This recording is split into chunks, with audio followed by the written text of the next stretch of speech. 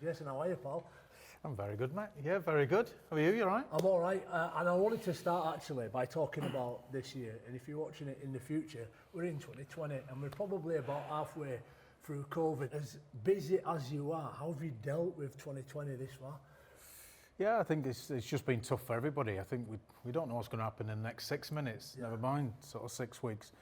But that's the challenge we all have, and I think for me, I'll try to get my head around it by, control the controllables. You're one of those energy givers that gets involved in quite a lot with the aim of helping other people. Do you sometimes find that you end up with this workload, spinning plates that might end up being burdensome for you and start draining some of the energy, even out of Jason Robinson? Yeah, well, I think, one of the things for me is I finished playing in 2007. Yeah. Other than playing rugby, I didn't have much of a skill set other than people.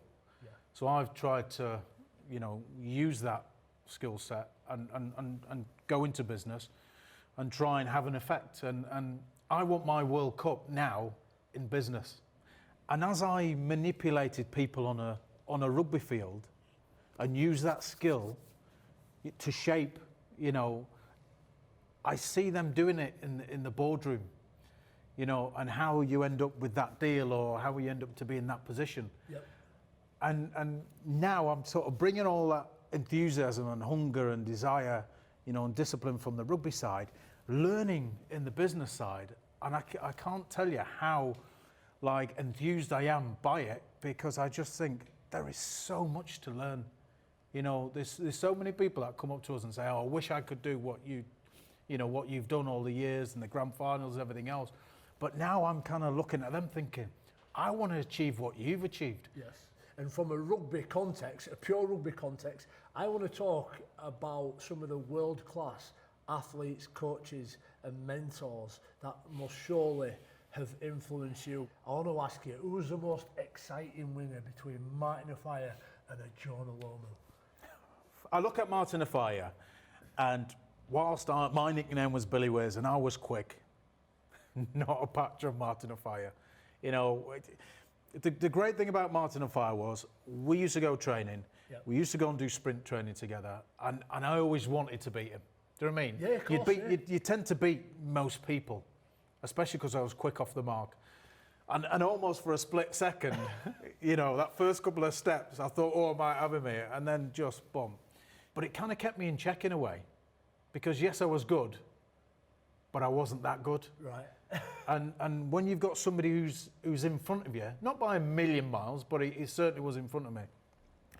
That was a carrot for me to keep chasing. Yep. And he beat me every time. I don't think I ever beat him. Even as he's off there, I never beat him. And then I look at a Jonah Lomu, and I only got to play against him a few times, but I mean, Martin Offiah was fast. Yep. But he wouldn't run through anybody. Right. Run around him. Jonah Lomu was fast. Yep. He was as fast as a sprinter, sprint fast. He had a sidestep, and he was a big old unit. I mean, what must he have been? 17 and a half stone? Yeah. If you set yourself up for the big hit, yep, he would just step you.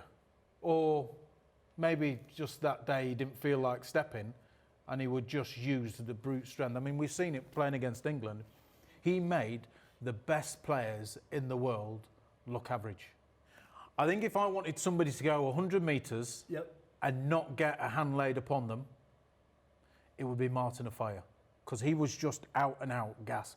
But then if I wanted somebody to make an impact, whether there was that space or not, and have an influence on a game, whether it's dry, whether it's raining, I think Jonah Lomu has to have the edge. We all need somebody to guide us as well. No matter how talented we are, somebody's got to push us in the right direction. And I know John Mooney, for example, was really influential on you in your early career. And I was going to ask you, between John Mooney and Clive Woodward, now that you're looking back, the influence that they had in different but real specific times of your career, which one would have had the most influence? Which one would you look back and say was the most important on that journey? Yeah, I mean, both, in different ways, had a massive impact on me and my career. I have to say though, before that, my work ethic never came from any play. It came from my mum. Brilliant. Love it. 3 cleaning jobs, Brilliant. up, way before I ever got up, and taught me that life's not all about skill. Yes. It's about hard work. So when I came to Wigan, I'd been taught the principle of working hard from my mother. Then all of a sudden, I do a year in the academy, a few games in the A-team with Graham West, and then John Money gives me my opportunity in the first team.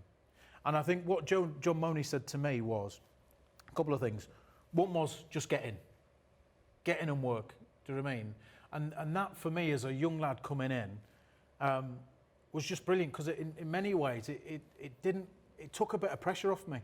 And he knew that I was a bit different. Obviously, I came as a halfback, but he knew there was something else there.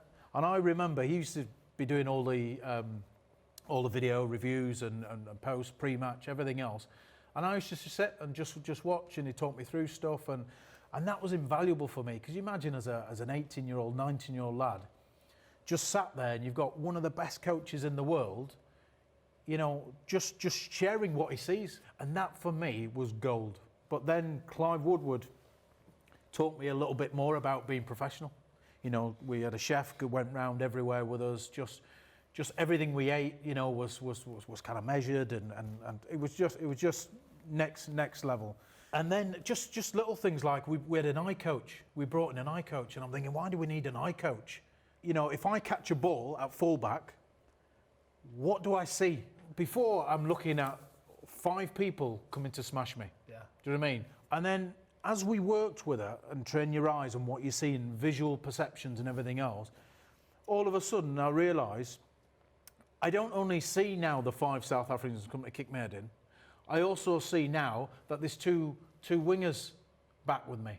I also see that their fullback is out of place. It certainly made a difference. And I could just tell you, there's a long list of things like that, which, I think made us, go from good to great. England Rugby Union, Great Britain Rugby League, Martin Johnson or Andy Farrell?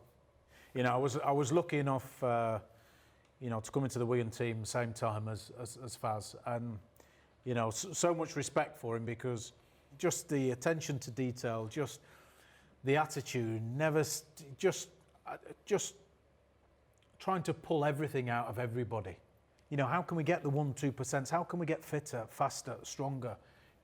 Just how can we understand the game a bit more? How can we understand each other a bit more? There's just no limits to what you can achieve. And then when I look at, rugby union, and I see somebody like a Martin Johnson, when you look at leaders, most people think it's somebody, that's going round and just, shouting at players and like a Viking at war. Yeah, and it's not all about noise. Yeah, sure. Sometimes it's not the shouting that gets you fired up. If you're not fired up to play a game of rugby, you shouldn't be in the huddle anyway. If you can keep your focus, throughout that chaos, that's the goal. It's the guys that are right, okay, 10 minutes into the game, we're 2 scores down. It's that belief of, we can score. If they've scored 2 tries in 10 minutes, we can score 3. So let's not panic. Let's not try and do something that we don't normally do. We know what we're good at. Let's get back to basics. You stay focused. Everything else will take care of itself. Give me a bit of an insight into your legacy. In another 20, 30 years' time, when people look back and talk about Jason Robinson, what do you hope they talk about? What do you hope they see? The legacy for me is the schools. We've got a PE Pro app, and this is a resource for schools and teachers to use to help them to deliver high quality PE. Yep. We're working with Chapeltown Cougars, and we've just done a rebrand of Chapeltown Cougars, and it's a team in an area that I grew up in. And how fulfilling is that now to rebrand the club? We're going to go in there, we're going to kit them out, and just help them with some identity, some positivity coming out, of an area that's got a lot of challenges, and again, we can all talk about it. We can all talk about what we're going to do. The reality is, we've just got to go out and do it. And if you can't get people to go with you, just go yourself. Just go and do it. Crack on.